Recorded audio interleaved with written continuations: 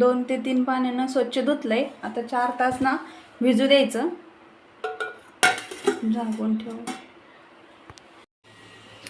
डाळ भिजू घालून 4 तास झालेत बघा. अशी डाळ मस्तपैकी अशी भिजली. आता आपण ह्याला ना मिक्सरमधून वाटून घेऊ. आता मिक्सरच्या भांड्यात काढली डाळ. आपण ना थोडं जेवढं शक्य असेल ना कमी पाणी टाकून ना वाटायचं. जास्त पाणी नाही टाकायचं.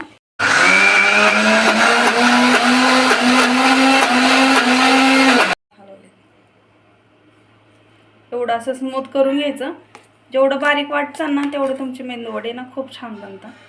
आता आपण एका भांड्यात ओतून घेऊया आणि सर्व डाळ अशीच म्हणजे एवढ्याच कन्सिस्टन्सीमध्ये वाळवून. मेंदू वड्याचं जे उडीद डाळ आपण वाटून घेतली होती ना त्याच्यात ना 1 चमचा मीठ टाकायचं. थोडा कढीपत्ता कट केलाय आणि आपली जी कोथिंबीरची दांडी असते ना ते टाकून घ्यायची आणि ह्याला मिक्स करून घ्यायचं. असं मस्तपैकी ना फ्लफी होस्तर ना असं फेटून घ्यायचं. म्हणजे मेंदू वडे तेलकट होत नाहीत किंवा नरम पडत नाहीत असे. आता आपण मस्तपैकी फेटून घेतलंय. आता ना पाण्यामध्ये ना टाकून बघायचं. जर हे बॅटर ना बुडलं तर अजून मग फेटावं लागतंय. आता बघा किती भारी तरंगतंय ना. झालं मग आपले बॅटर तयार झाले. आता आपण मेंदू वडे करायला सुरुवात करू.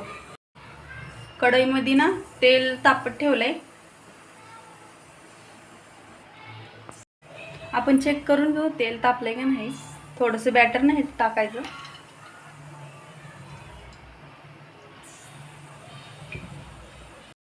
तेल तापलंय बघा. आता ना आपण ना वडे करायला सुरुवात करू. असं झारे असतो ना त्याच्यावर ना टाकायचं गोल करून.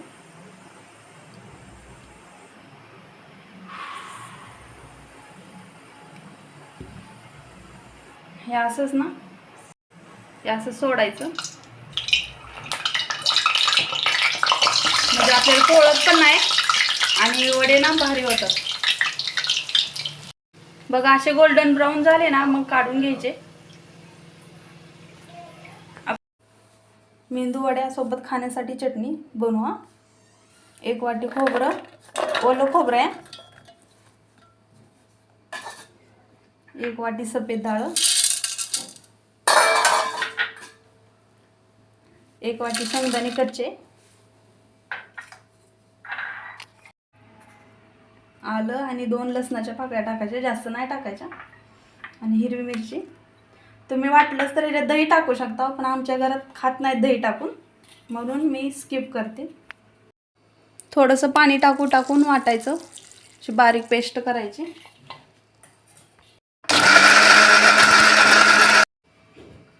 आपण चटणी जी बनवली ना त्याला तडका देऊ. मोहरी, थोडीशी मिरची, मस्तपैकी खमंग अशी तडका बसलाय बघा. आपण असं मिक्स करून घेऊ सगळं. चवीनुसार मीठ टाकून घेऊ. मग अशी लक्षात राहिलं ना.